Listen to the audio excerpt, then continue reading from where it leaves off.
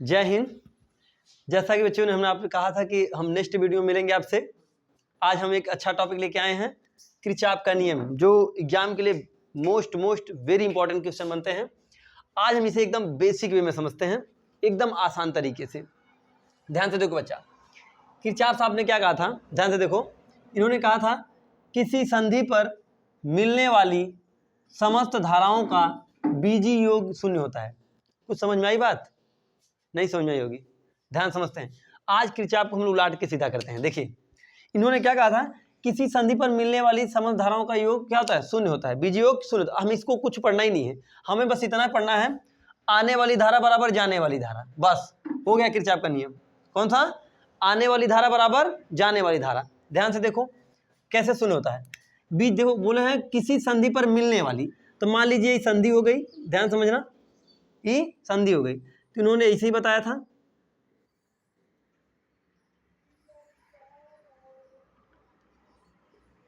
ध्यान से समझो बच्चा, ये हो नहीं पा रहा है, ऐसे ऐसे ऐसे और ऐसे। ध्यान समझना,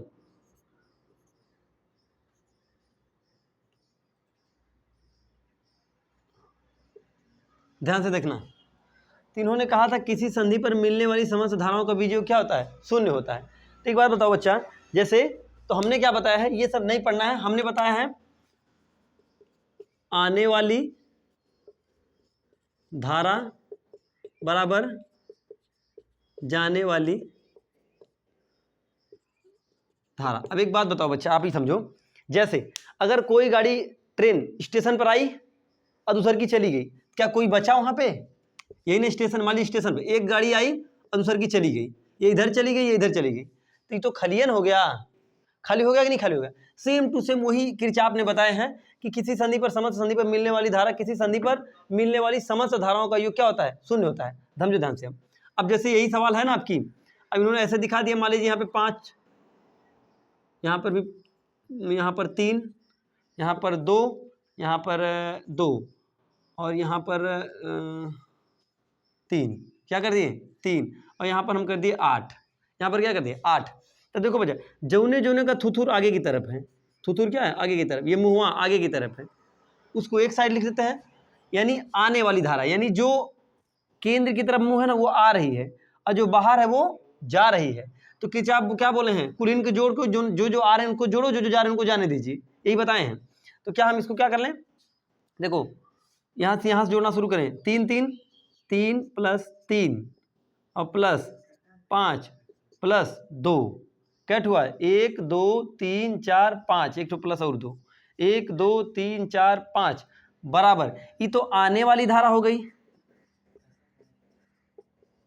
आने वाली धारा बराबर जाने वाली धारा। जा कितना रही बच्चा? 8, एक तो यहाँ से निकाल लो, आई निकाल दो, ये धारा एक ये जा रही है, समझ रहे हैं कि नहीं? आने वाली धारा बराबर जाने वाली धारा, एक जा रही है, एक तो आई का मान हमको निकालना है, आई का मान क्या करना है? निकालना है, समझो, बराबर जाने वाली कितनी धाराएं हैं? 8 और प्लस आई, 8 प्लस आई। चलो बच्चा निकाल लेते हैं, ये जाने वाली, जाने वाली, कोई दिक्कत नहीं। अब देखो, अब जोड़ो, 5 2 7, देखो 5 2 7 5 12, 12 3 15, 15 3 18, कितना हो गया? 18। देखो 5 5 10, 10 2 12, 12 6 18 बराबर 8 प्लस आई, 8 प्लस आई, 8 प्लस आई। अब बच्चा इसको इधर भेज दो, 18 में से ये प्लस है तो माइनस हो जाएगा, तो क्या हो जाएगा? 18 माइनस 8 बराबर आई। अब यहाँ पर आगे लिख लेते हैं, आई बराबर 10, आई बराबर 10 एम्पियर। समझ में बात?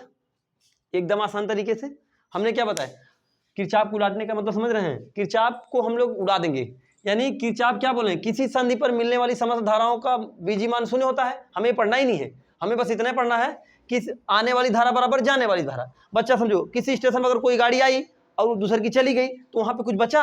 एक ठो आई, एक ठो इधर चली गई, एक ठो इधर चली गई। आई आने वाली धारा बराबर जाने वाली, आने वाली गाड़ी बराबर जाने वाली, आने वाली मुसाफिर जाने वाले मुसाफिर, कौन नहीं घर में बच रहा है। तो समझो जितनी धारा आई थी उतनी निकल रही है।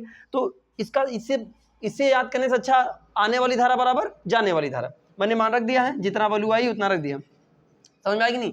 अब इसकी ये पढ़ने की जरूरत थी, किसी संधि पर मिलने वाली समस्त धाराओं का बीजीय योग शून्य होता है। कुछ नहीं पढ़ना है, खाली इतने पढ़ना है, आने वाली धारा बराबर जाने वाली धारा।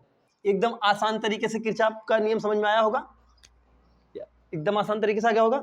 आई होप ये आपको समझ में आया होगा। अगर ये आपको समझ में आया होगा तो आप सब्सक्राइब और बेल आइकन जरूर दबाइएगा। अब इसी तरह हम मिलेंगे एकदम आसान टॉपिक के साथ फिर नेक्स्ट वीडियो में। तब तक के लिए जय हिंद।